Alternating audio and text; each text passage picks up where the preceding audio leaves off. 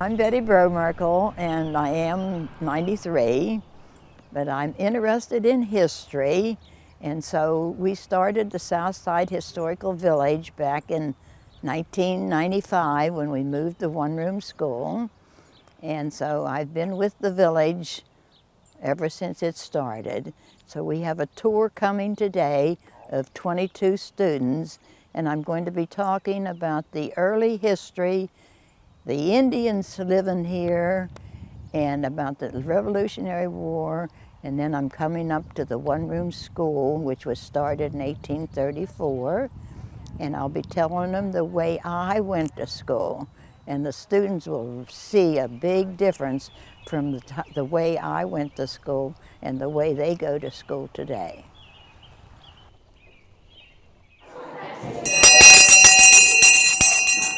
That means school is starting, and so you have to be quiet. Now, I want to say good morning, but it's kind of damp and bad out, but then we'll have to make it a good morning by being in here. So I'm always glad when students come here to learn about how people lived a long time ago and compared to how we live today.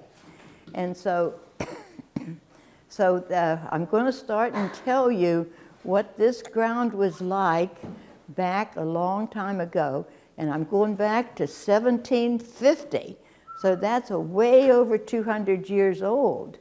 So you know what the ground looks like today, and you know what your school was like, and we have houses.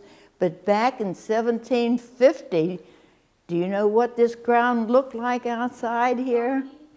It was called the Western Wilderness. And do you know what a wilderness is? It's like a forest or woods. And who lived here, do you know? Who do you think lived here in that forest? With no houses and no roads? It was the Indians. In the 1600s and the 1700s, people started to migrate over here from other countries. And I know I checked my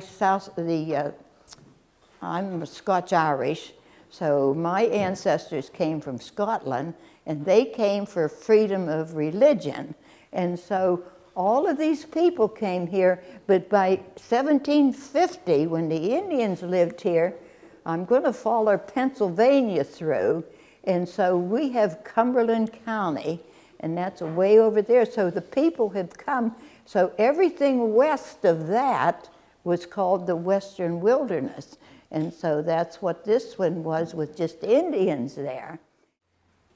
And so they passed the Public School Act, and they said all children should have the opportunity to go to school and to learn. And so they passed a law that all the children had to go to school, but there wasn't any schools. So what are they going to do? No schools. And so whenever they got Beaver County formed, then they divided Beaver County up into different townships. So each township had school directors, and so they had to locate where to build a school just like this. Only the school that I went to had 4 windows, so it had to be bigger than this school. It had 4 on each side.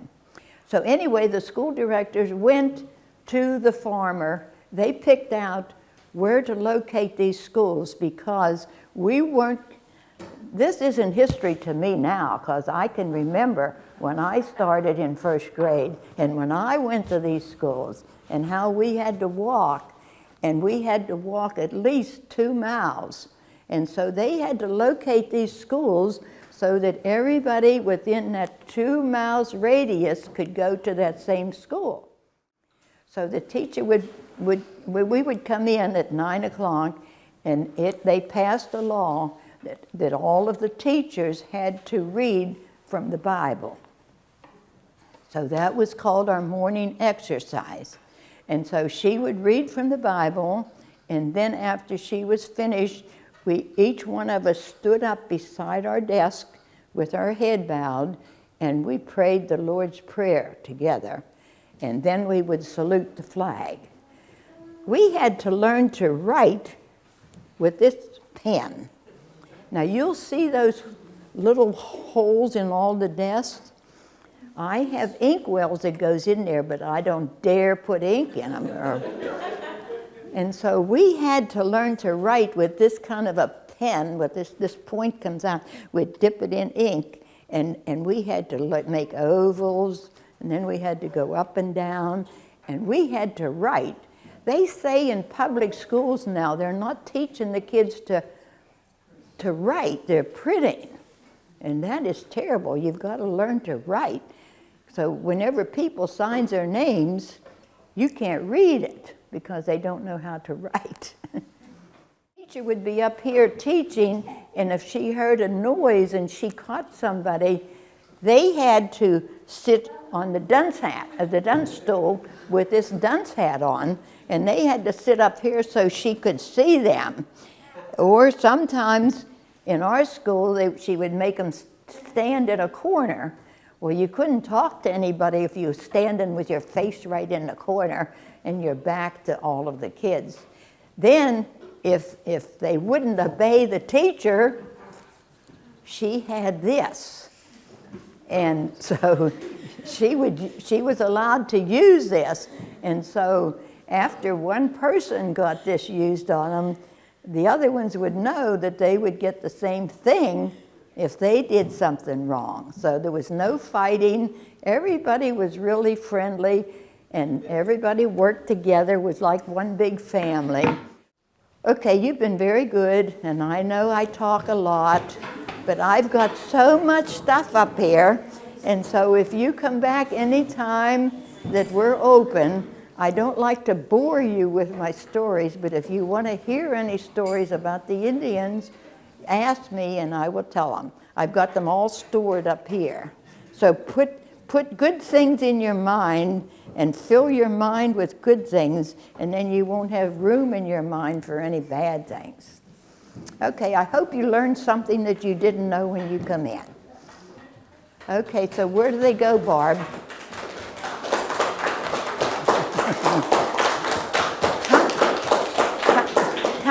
Come back again when we're open to visit with me.